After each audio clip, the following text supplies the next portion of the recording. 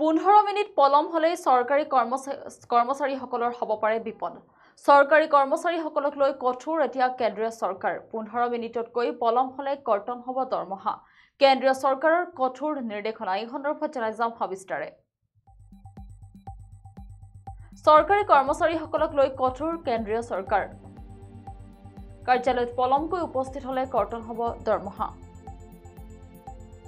15 মিনিটতকৈ অধিক পলম হলে কৰ্তন হ'ব আধা দিনৰ দৰমহা।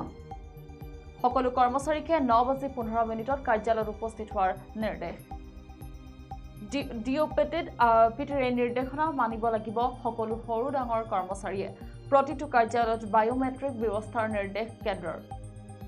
কেন্দ্ৰীয় চৰকাৰৰ কৰ্মচাৰীসকলৰ বাবে জাৰি এই নিৰ্দেশনা।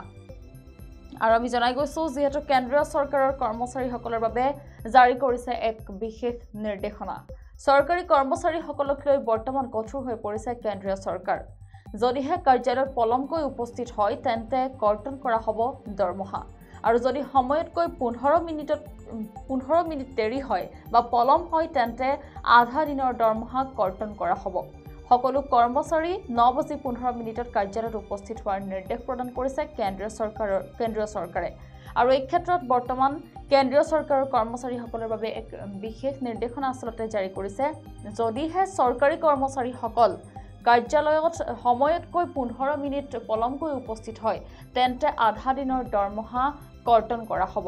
গতিকে চৰকাৰী কৰ্মচাৰীসকলে এতিয়াৰে পৰা আচলতে সময়মতে কাৰ্যালয়ত উপস্থিত হ'ব লাগিব। যি সময় আচলতে দিয়া হয় সেই সময়মতে কাৰ্যালয়ত উপস্থিত হ'ব লাগিব। আৰু যি সময় আচলতে দিয়া হ'ব সেই সময়তকৈ যদি 15 মিনিটো পলম কৰে তেন্তে আধা দিনৰ দৰমহা কৰ্তন কৰা হ'ব। গতিকে এই ক্ষেত্ৰত কেন্দ্ৰীয় চৰকাৰে চৰকাৰী কৰ্মচাৰীসকলৰ বাবে নিৰ্দেশনা জাৰি কৰিছে। আৰু সকলো কৰ্মচাৰীয়ে যিহেতুকে 9:15 মিনিটত কাৰ্যালয়ত উপস্থিত হ'ব লাগিব।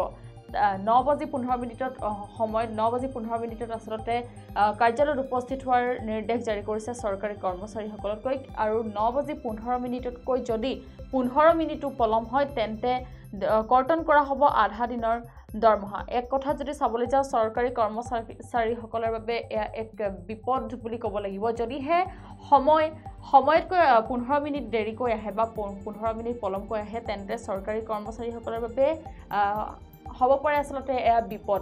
যিহেতুকে চৰকাৰী কৰ্মচাৰীসকলৰ বাবে বৰ্তমান কঠোৰ হৈ পৰিছে কেন্দ্ৰীয় চৰকাৰ।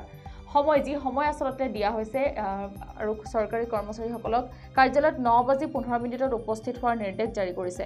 যদি এই সময়তকৈ 15 মিনিট পলমকৈ উপস্থিত হয় কাৰ্যালয়ত তেন্তে সেইগৰাকী ব্যক্তিৰ চৰকাৰী কৰ্মচাৰী আচলতে আধা দিনৰ দৰমহা কৰ্তন কৰিব। গতিকে নিৰ্দেশনা জাৰি কৰিছে কেন্দ্ৰীয় চৰকাৰে। আৰু পুনৰবাৰ জনাইছোঁ যিহেতু 15 মিনিটৰ বাবে 15 মিনিট আচলতে বৰ্তমান বিপদ হৈ থিয় দিব পাৰে চৰকাৰী কৰ্মচাৰীসকলৰ বিৰুদ্ধে।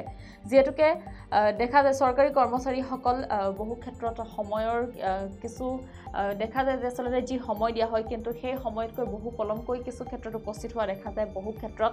গতিকে এতিয়াৰে পৰা চৰকাৰী কৰ্মচাৰীসকলক লৈ বৰ্তমান কঠোৰ হৈ পৰিছে কেন্দ্ৰীয় চৰকাৰ। কাৰ্যালয়ত পলমকৈ উপস্থিত হ'লে কৰ্তন কৰা হ'ব দৰমহা। আৰু 15 মিনিটতকৈ যদি অধিক পলম হয় তেন্তে আধা দিনৰ দৰমহা কৰ্তন কৰা হ'ব। আৰু সময় যি দিছে আচলতে সকলো কৰ্মচাৰীকে 9:15 মিনিটত কাৰ্যালয়ত উপস্থিত হোৱাৰ নিৰ্দেশ প্ৰদান কৰিছে। আৰু প্ৰতিটো কাৰ্যালয়ত বায়োমেট্ৰিক ব্যৱস্থাৰ নিৰ্দেশ কেন্দ্ৰৰ। প্ৰতিটো কাৰ্যালয়ত আচলতে বায়োমেট্ৰিক ব্যৱস্থাৰ নিৰ্দেশ জাৰি কৰিছে কেন্দ্ৰই। আৰু কেন্দ্ৰীয় চৰকাৰে কৰ্মচাৰীসকলৰ বাবে এই নিৰ্দেশনা জাৰি কৰিছে। গতিকে এতিয়া প্ৰতিগৰাকী চৰকাৰী কৰ্মচাৰী সাৱধান হ'বৰ হ'ল। চৰকাৰী কৰ্মচাৰীসকলক যি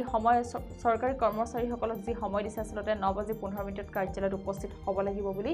গতিকে 9:15 মিনিটত কাৰ্যালয়ত উপস্থিত হ'ব লাগিব প্ৰতিগৰাকী কৰ্মচাৰী। আৰু যদি সেই সময়তকৈ 15 মিনিটো পলম হয় তেন্তে চৰকাৰী কৰ্মচাৰীসকলৰ বিৰুদ্ধে হয়তো যিহেতু কঠোৰ হৈ পৰিছে কেন্দ্ৰীয় চৰকাৰ হয়তো সেই সময়ত যদিহে 15 মিনিটো পলম হয় হয়তো সেই সময়ত চৰকাৰী কৰ্মচাৰীসকলৰ বিপদ তেওঁলোকৰ বিৰুদ্ধে হয়তো থিয় দিব পাৰে।